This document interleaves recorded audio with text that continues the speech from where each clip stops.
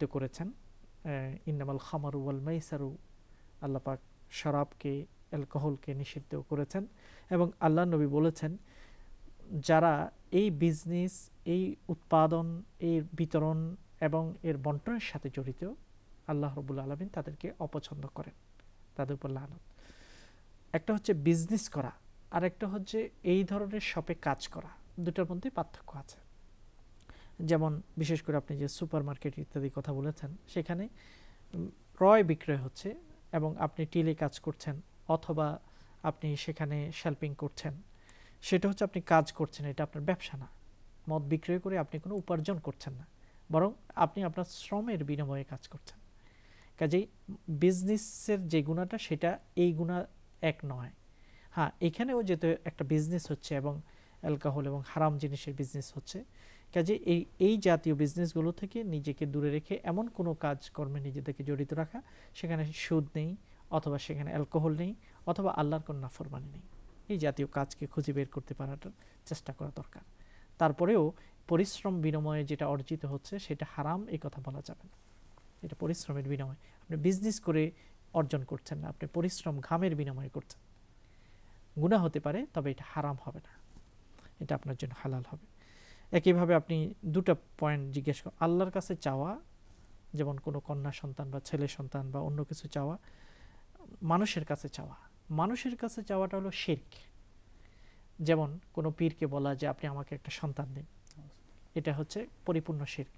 কারণ আল্লাহ নিজেই বলেছেন ইয়াহাবু লিমান ইয়াশাউ ইনাসান, যাকে ইচ্ছা আল্লাহ মেয়ে দেন, যাকে ইচ্ছা আল্লাহ ছেলে দেন, যাকে ইচ্ছা ছেলে মেয়ে দুইটা দেন, যাকে ইচ্ছা তাকে কিছুই দেন না। কাজে কে দেন? আল্লাহ দেন। ইয়াহাবু, আল্লাহই দান করেন। এখন আল্লাহর কাছেই তো চাইতে হবে। আল্লাহর কাছে চাওয়াটা সম্মান, বান্দার কাছে চাওয়াটা গুনাহ। আল্লাহর কাছে চাইলে আল্লাহ খুশি হন, কিন্তু বান্দার কাছে চাইলে বান্দা খুশি হন না। এই জন্য যে কোনো বিষয় আমরা আল্লাহর কাছে চাবো, এটা ইবাদত, এবং এটা ইবাদতের মাখন। আর দুআউ আসলুল ইবাদা, দোয়াটা হলো দুধ, অনেক দুধগুলোকে জাল দিয়ে যেমন মাখন তৈরি করা হয়, সেগুলো হচ্ছে অনেকগুলো দুধের সারাংশ। একইভাবে দোয়াটা হলো সকল ইবাদতের সারাংশ। আল্লাহর কাছে আমরা বেশি করে চাবো আমাদের সকল প্রয়োজন। এমনকি আল্লাহ নবী বলেছেন তোমার লবণ শেষ হয়ে গেছে ঘরে, ছোট্ট ব্যাপার, সস্তা জিনিস, সেটাও আল্লাহর কাছে যাবে, মানুষের কাছে যাবে না। অর্থাৎ অনেক সময় আমরা দেখি ছোটোখাটো ব্যাপারে পাশের বাসায় পাঠাই লবণ আনার জন্য, কাঁচামরিচ শেষ হয়ে গেছে কাঁচামরিচ আনার জন্য। আল্লাহ নবী এটাও পছন্দ করেন নাই, যে তুমি তো লবণ ছাড়াও খেয়ে ফেলতে পারো পান্তা ভাতটা, কাঁচামরিচ ছাড়াও তুমি কাজটা চালিয়ে নিতে যদি পারো, তাহলে আরেকজনের কাছে চাবে না। এটা আল্লাহ নবী পছন্দ করেননি। এবং আল্লাহ নবী এটাও বলেছেন যে তুমি ঘোড়া চালাচ্ছ, তোমার চাবুকটি নিচে পড়ে গেছে, তুমি আরেকজন পথিককে বলো না যে আমার চাবুকটি একটু তুলিয়ে দেন, বরং তুমি নিজে নেমে সেটাকে তুলো। অর্থাৎ আরেকজনের মুখাপেক্ষী না হতে আল্লাহ নবী আমাদেরকে উৎসাহিত করেছেন, আরেকজনের কাছে ছোট না হতে, আরেকজনের কাছে হাত না পাততে। এটা আল্লাহ নবী আমাদেরকে বড় ধরনের একটি শিক্ষা দিয়েছেন। সবশেষে যেটা বলেছেন কালো জিরার উপকারিতা, হ্যাঁ, কালো জিরা সম্পর্কে হাদিসে প্রমাণিত আছে, তিরমিজি শরীফ বা অন্যান্য হাদিসের কিতাবগুলোতে আছে। এটাকে শিফা বলা হয়েছে, এটাতে আরোগ্য আল্লাহ রেখেছেন, কাজেই সেটাকে আমরা ব্যবহার করতে পারি। এক্স্যাক্টলি মায়ের দুধ বৃদ্ধি পাবে কিনা এই জাতীয় বর্ণনা সরাসরি হাদিস দ্বারা আসেনি।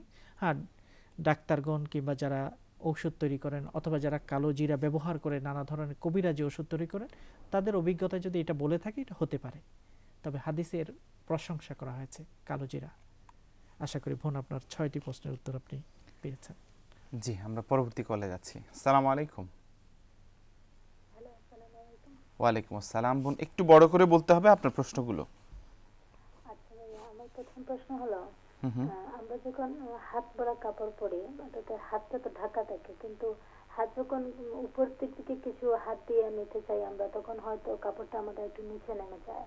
হয়তো পুরুষরা আমাদের হাতটা দেখে ফেলে, আমাদের কোনো ঢাকনোর ভিতরের অংশটা। যেমন আমরা যদি কোনো শপে যাই কোনো জিনিস কেনার জন্য, হয়তো আমরা কিছু হাত দিয়ে কিছু নিতে চাচ্ছি, তখন হয়তো আমাদের হাত থেকে কাপড়টা একটু সরে যায় ঢিলে ঢালা কাপড় থাকার জন্য। যদি আমরা এই কাপড়টা একটু আমাদের হাতের সাথে একটু মিলিয়ে পরি, তাহলে কোনো গুনাহ হবে কিনা? কারণ ইসলাম তো আমাদেরকে বলেছে আমরা সবসময় ঢিলা ঢালা কাপড় পরার জন্য। আমার দ্বিতীয় প্রশ্ন হলো ভাইয়া, আমি যদি আমার ঘরে থাকি, আমার ঘরে যদি আমাকে অন্য কোনো পুরুষ না দেখার সম্ভাবনা থাকে, এক্ষেত্রে যদি আমার মাথায় কোনো কাপড় না থাকে তাহলে কোনো গুনাহ হবে কিনা? তৃতীয় প্রশ্ন হলো, আমি আগে ইশরাকের নামাজ সবসময় পড়তাম, তো এনটিভিতে শোনার পর থেকে আমি চাষতের নামাজটা সবসময় পড়ি, ইশরাকের নামাজটা পড়ি না, এখন আমার গুনাহ হবে কিনা? আর ভাই আমার আর একটা কোয়েশ্চন, মানে আমার হাজবেন্ড অ্যালকোহলের ব্যবসা করে, মানে নামাজটা আমার রিকোয়েস্টে পড়ে, আমি তাকে যখন তার সাথে একটু খারাপ ব্যবহার করি যে তুমি নামাজ পড়তে হবে, নামাজ না পড়লে তোমার সাথে আমি ভালো ব্যবহার করবো না, এক্ষেত্রে সে নামাজটা পড়ে, কিন্তু তার ওই খারাপ ব্যবহারটা দেখে সে নামাজ পড়তে চায় না। এটা তার বাচ্চারা শিখতেছে, বাচ্চাকে বললে বাচ্চা বলে না বাবা তো পড়তে চায় না, আমি পড়বো কেন? এখন বাচ্চাদের উপকারের জন্য যদি আমি স্বামীর থেকে একটু দূরে থাকি কিছুদিনের জন্য, যাতে করে আমার স্বামী বুঝতে পারে যে তার ফ্যামিলির প্রয়োজন আছে, ইসলামের তার প্রয়োজন আছে, এক্ষেত্রে আমার গুনাহ হবে কিনা? আর আপনারা বিশেষ করে আপনারা আমার হাজবেন্ডের জন্য দোয়া করবেন, সেজন্য একটু ইসলামের দিকে ফিরে আসে, অ্যালকোহলের ব্যবসাটা ছেড়ে দেয়, স্ত্রী সন্তানের দিকে একটু নজর দেয়, এটা আপনারা বিশেষ করে আমার জন্য দোয়া করবেন। জাযাকাল্লাহ আপন। জি, আপনার ধার্মিকতা এবং আপনার সুন্দর চমৎকার। অনুভূতির জন্য অনেক অনেক ধন্যবাদ। আল্লাহ পাক আপনার এই ধার্মিকতাকে, আমিন। অনুভূতিকে আরো বৃদ্ধি করে দেন এবং আমাদের সকলের মধ্যে সেটাকে আরো তীব্রভাবে জাগিয়ে দেন। প্রথম প্রশ্নটি আপনি করেছেন যে বোরকা ইত্যাদি পরার পরেও হাতটা টাইট করে না লাগানোর কারণে হাত উপরে তুললে সেটা নিচে নেমে আসে, এতে করে হাতের কিছু অংশ খুলে যায়, অন্য পুরুষরা সেটা দেখতে পায়। এটা ঠিক হবে কিনা, এটাকে কিভাবে দূর করা যায়? আপনার এই প্রশ্নটার জন্য আপনাকে অনেক অনেক ধন্যবাদ। এটা আসলেই খুব চিন্তার ব্যাপার। অনেক ধার্মিক মা বোনেরা আছেন যারা পর্দানসীন, এমনকি নেকাব করেন, কিন্তু তারা বেখেয়ালে এই জাতীয়, যেমন হাতটা বেশি ঢোলাঢালা হাতা হওয়ার কারণে তারা যখন কিছু নিতে যান অথবা হাত বাসে দাঁড়িয়ে আছেন, কভার করছেন, কিছু ধরছেন, সেই অবস্থায় হাতটা খুলে যায়। এটাও কিন্তু সতরটা খুলে যাচ্ছে, এটা সতর খুলে যাচ্ছে।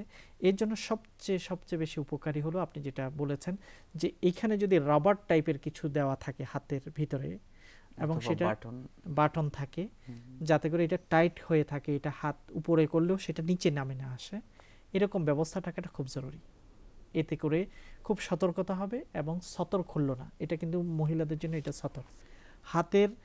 হাতের কবজির এই পাশটা খোলা থাকলে কোনো অসুবিধা নেই, কিন্তু হাতের কবজির এই দিকে তারা যদি খোলেন তাদের নামাজও হবে না এবং অন্যরা দেখলে সেটার জন্য তারা গুনাহগার হবেন।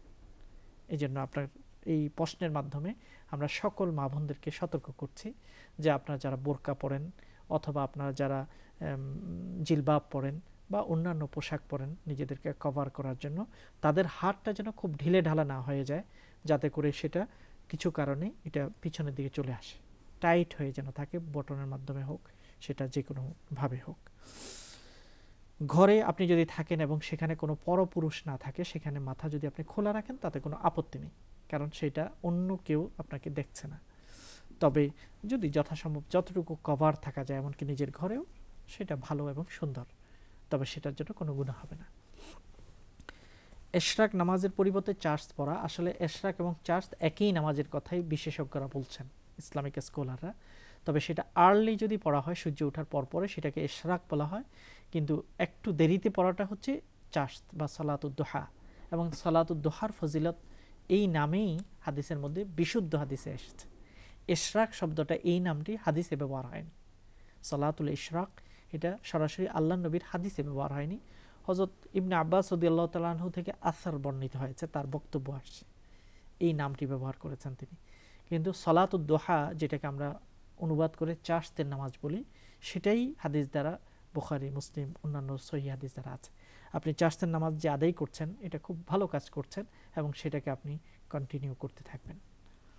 সর্বশেষ আপনি বলেছেন স্বামীর সাথে নামাজের নিয়ে আপনাদের কথাবার্তা হচ্ছে। আপনি তো ব্যক্তিগত কোনো চাহিদার জন্য তার সাথে খারাপ ব্যবহার করেন না, আপনি নিজের কোনো পাওনার জন্য করছেন না, আপনি আপনার জীবনের কোনো চাহিদাকে পূরণ করার জন্য আপনি তার সাথে দর কষাকষি করছেন না, যেটা করছেন আল্লাহর বিধানকে পালন করার জন্য।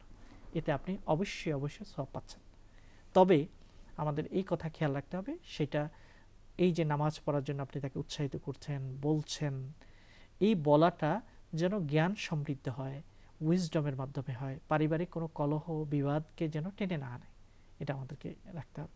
আপনি যখন তাকে বলছেন, ওনার দায়িত্ব আপনাকে বলা নামাজ পড়ার জন্য, কিন্তু আপনিও যখন তাকে বলছেন তখন আপনার দায়িত্ব থেকে আপনি মুক্ত হচ্ছেন এবং আপনি যে কোনোভাবে তাকে বোঝানোর চেষ্টা করেন।